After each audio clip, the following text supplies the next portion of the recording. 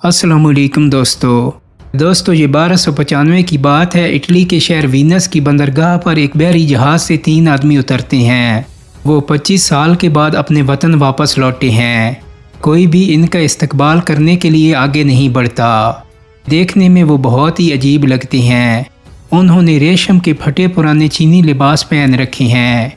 कहा गया है कि उनके बोलने का ढंग चीन के लोगों से बिल्कुल मिलता जुलता था और वो विदेशी ज़बान को तो तकरीबन भूल ही चुके थे। ये 3 मुसाफिर मार्को पोलो, उसके वालिद और उसके चचा थे। मार्को पोलो ने ऐसी बातें बताईं जो यूरोप के लोगों के लिए नाकाबिल यकीन थीं। उसने यूरोप वापस आकर चीन की दौलत के ऐसे किस्से सुनाए कि ये मुल्क यूरोपी नौजवानों के ख्वाबों की जन्नत बन गया। उस दौर में हिंदुस्तान की दौलत के किस्से भी बहुत मशहूर हुए। यूरोपी कौमें इन ममालिक तक पहुंचने के लिए ज़ोर लगाने लगीं। हिंदुस्तान तक समंदरी रास्ता खोजने की कोशिश में कोलंबस अमेरिका दरियाफ्त कर बैठा। बाद में यूरोपी ताकतों को हिंदुस्तान तक तो रसाई मिल गई, लेकिन चीन उनके हमलों से बचा रहा। मगर बकरे की माँ कब तक खैर मनाती। 1834 में बरतानवी बहरी जंगी जहाज़ चीन भी पहुँच गए, लेकिन इन बरतानवी फौजियों ने चीन के मालो दौलत और तरक्की के जो किस्से सुने थे वो अब माजी का हिस्सा बन चुके थे। 19वीं सदी का चीन आलमी ताकत था, ना ही दुनिया में कोई उसकी बात सुनता था। ज़्यादातर चीनी बाशिंदे अफ्यून के नशे में धुत थे और कौम के संजीदा लोग उनकी हालत ज़ार देख कर और अपनी अज़मत रफ्ता को याद करके आंसू बहाते थे। दोस्तों, ये एक तल्ख हकीकत है कि जब कोई कौम ज़वाल का शिकार हो तो वो हाल के चैलेंजेस का मुकाबला करने के बजाय माजी के किस्से सुनाने में ज़्यादा खुशी महसूस करती है। इन हालात में जब बरतानवी बहरी बेड़ा चीन पहुंचा तो बरतानवी तिजारती अफीसर लॉर्ड विलियम जॉन नेपर ने चीनी हुकूमत से तिजारती मुआहदे के लिए दबाव डाला। इससे पहले चीन बाकी दुनिया से राबतों से गुरेज करता था, क्योंकि चीन को अपनी सकाफत और तारीख पर बहुत मान था। चीनी समझते थे कि सारी दुनिया के लोग गैर महज़ब और वैशी हैं और सारी तहजीब और तरक्की सिर्फ चीन ने की है, और अगर बाकी दुनिया में कोई तरक्की है भी तो वो चीनियों की ही सिखाई हुई है। लेकिन 1834 का चीन इतना कमज़ोर हो चुका था कि वो गैर मुल्की वैशियों का रास्ता नहीं रोक सकता था। चीनी हुकाम ने लॉर्ड नेपर से मुलाकात से इनकार कर दिया तो बरतानवी बहरी जहाज़ों ने 2 चीनी किलों पर बमबारी शुरू कर दी। अगरचे लॉर्ड नेपर के इंतकाल की वजह से यह मामला आगे ना बढ़ सका, लेकिन चीन का साहिली शहर कैंटन बरतानवी तिजारत की अमाजगाह बन गया। इस दौर में अफ्यून की तिजारत इंतहाई मुनाफा बख्श कारोबार था और चीन में इसकी बहुत बड़ी मार्केट मौजूद थी। 19वीं सदी में तो चीनियों ने इतनी अफ्यून इस्तेमाल की कि इस सदी को चीन के लिए सेंचुरी ऑफ शेम या ज़िल्लत की सदी कहा जाता है। चीन में अफ्यून की तिजारत पर पाबंदी थी।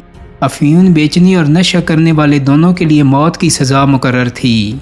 अब अंग्रेज़ों ने अफ्यून की तिजारत शुरू की तो चीनी हुकूमत सख्त परेशान हो गई और उसने बरतानिया को सबक सिखाने का फ़ैसला कर लिया।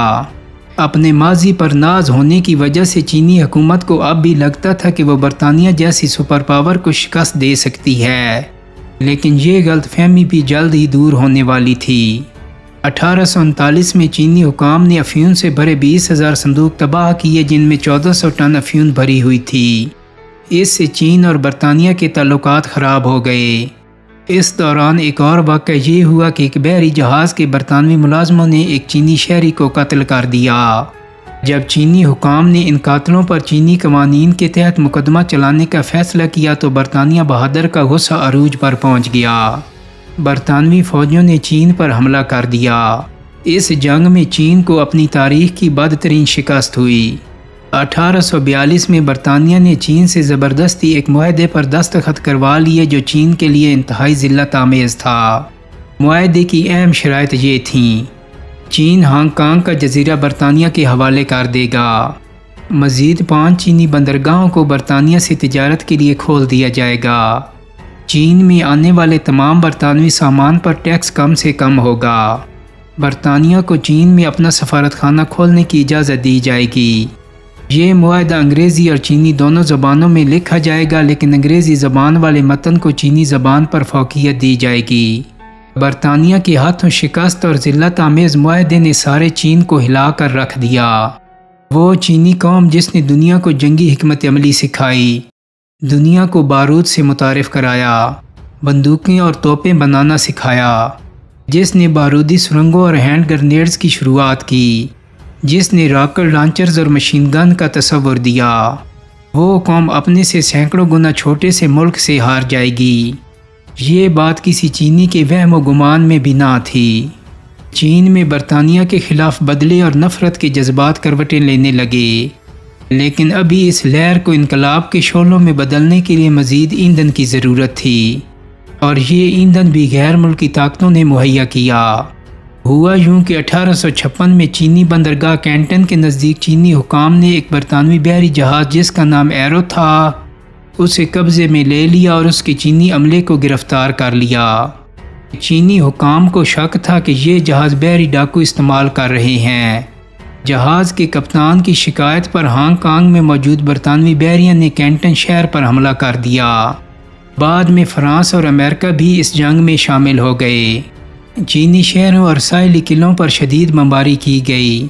برطانیہ چین کو سزا دینے کا ارادہ رکھتا تھا اور اس کی فوجیں بڑی تعداد میں چین کی طرف بڑھ رہی تھیں، لیکن اس دوران ہندوستان میں 1857 کی جنگ آزادی شروع ہو گئی۔ چنانچہ وہ فوجیں جو چین کی طرف بڑھ رہی تھیں انہیں ہندوستان بھیج دیا گیا۔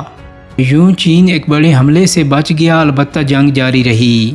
برطانوی اور فرانسیسی فوجوں نے کینٹن شہر کے علاوہ چینی دارالحکومت پر بھی قبضہ کر لیا اور چینی شہنشاہ زیان فینگ دارالحکومت سے فرار ہو گیا۔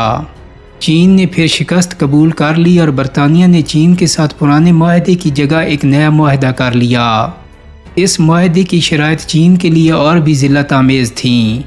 اس شکست کے بعد چینی حکومت اتنی کمزور ہو گئی کہ اس نے دوبارہ کبھی عالمی طاقتوں کو چیلنج نہیں کیا، لیکن عالمی طاقتوں نے چین کے ٹکڑے ٹکڑے کرنے کا سلسلہ جاری رکھا۔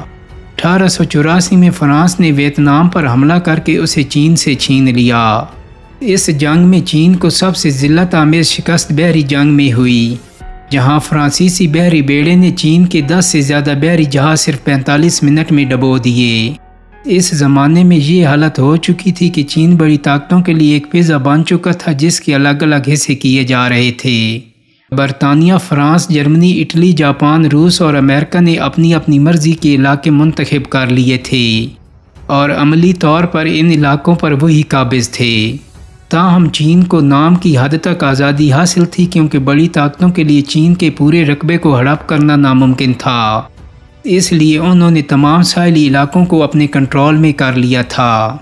چینی عوام اس تباہی کو دیکھ رہے تھے اور اندر ہی اندر کوڑ رہے تھے، لیکن انہیں اصل پریشانی تب ہوئی جب غیر ملکیوں نے ان کا مذہب بھی بدلنا شروع کر دیا۔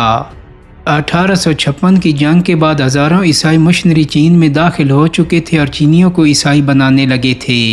چینی بچوں کو سکولوں میں یہ تربیت دی جانے لگی کہ چینی قوم کے رسم و رواج غلط ہیں اور صرف عیسائیت سے ہی ان کی نجات ممکن ہے۔ یوں یہ چینی بچے بڑے ہو کر اپنے ہی کلچر سے نفرت کرنے لگے۔ ان کے تہوار، لباس، حتیٰ کہ کھانا پینا بھی مغربی انداز اختیار کر گیا۔ یوں یہ لوگ چینی معاشرے سے کٹ گئے اور باہمی نفرت کی دیواریں بلند ہونے لگیں۔ غیر ملکی فوجوں کی یلغار افیون کے نشے سے قوم کی تباہی اور اپنے رسم و رواج کے خلاف عیسائیوں کی مہم نے چینی عوام کو بے چین کر دیا۔ ستم بالائے ستم تو یہ تھا کہ چینی حکومت اور سرکاری افسر بھی کرپٹ ہو چکے تھے۔ چین میں جرائم اور غربت بھی عام تھی، لیکن 1894 میں جاپان سے ہونے والی جنگ تابوت میں آخری کیل ثابت ہوئی۔ ہوا کچھ یوں کہ جاپانی فوج نے کوریا پر حملہ کیا جو اس زمانے میں ایک ہی ملک تھا۔ چین کوریا کا حامی تھا، اس نے کوریا کو بچانے کے لیے اپنی فوج وہاں بھیجی جو اس کی تاریخی غلطی ثابت ہوئی۔ چینی فوج کو جاپانیوں کے ہاتھوں بھرپور مار پڑی، بلکہ جاپانیوں نے چین کو سبق سکھانے کے لیے اس سے تائیوان کا جزیرہ بھی چھین لیا۔ اس جنگ سے پہلے تک چینی حکومت اپنے عوام کو یہ کہہ کر تسلی دیتی تھی کہ چین میں موجود غیر ملکی فوجیں کسی جنگ کی صورت میں چین کی مدد کریں گی، لیکن جاپان سے ہونے والی لڑائی نے اس خوش فہمی کا پول کھول دیا۔ غیر ملکی طاقتیں بظاہر تو اس جنگ میں چین کے ساتھ اور جاپان کے خلاف تھیں، لیکن عملی طور پر انہوں نے چین کی کوئی مدد نہ کی۔ چین کی مدد کے لیے نہ امریکی اور برطانوی بحری بیڑے آئے اور نہ ہی روس کے پیدل فوجی دستے پہنچے، حالانکہ ان ممالک کی فوجیں چین میں موجود تھیں۔ सितम बलाए सितम ये कि गैर मुल्की ताकतों ने चीनी फ़ौज को जो हथियार फराहम किए थे वो भी जंग में बेकार साबित हुए। मिसाल के तौर पर बहरी जंग के दौरान चीनी एडमिरल एक जर्मन जंगी जहाज़ इस्तेमाल कर रहे थे। जब जहाज़ ने पहला गोला फायर किया तो इसका डेक टूट गया और एडमिरल नीचे गिरकर ज़ख्मी हो गए। सोने पे सुहागा ये कि इस जंग के 2 साल बाद 1897 में जर्मन फ़ौज ने चेंगडू की बंदरगाह पर कब्ज़ा कर लिया। अगले बरस बरतानिया ने चीन को मजबूर करके हांगकांग का इलाका जो पहले ही गोरों के कब्ज़े में था मज़ीद 99 बरस की लीज़ पर अपने नाम कर लिया। 62 साल के कश्त खून अफ्यून के नशे और गलतियों से चीनी अवाम ने यह सबक सीख लिया था कि आलमी ताकतें किसी की दोस्त नहीं होती बल्कि हर मुल्क अपने मफादात के मुताबिक ही फैसला करता है। इसलिए गैर मुल्की ताकतों के भरोसे पर मुस्तकबिल की मनसूबाबंदी करना बेवकूफ़ी है। सिर्फ अपने ज़ोर बाजू का भरोसा ही असल भरोसा है। इस सोच के साथ चीनी अवाम में एक बेदारी की लहर फैलना शुरू हुई। इसका पहला नतीजा ये निकला कि चीनियों ने सामने नज़र आने वाले गैर मुल्की आकाओं के ख़िलाफ़ हथियार उठा लिए। दोस्तों, उम्मीद करता हूँ कि मेरी आज की वीडियो आपको पसंद आई होगी। अगर वीडियो अच्छी लगी है तो इसको लाइक और शेयर कर दें। मेरे चैनल को सब्सक्राइब करने के साथ साथ बेल आइकन को भी क्लिक कर दें ताकि आपको मेरी आने वाली मज़ीद वीडियोस के नोटिफिकेशन मिलते रहें। बहुत जल्दी एक नई वीडियो के साथ मुलाकात होगी। अपना बहुत सारा ख्याल रखिएगा। अल्लाह हाफिज़।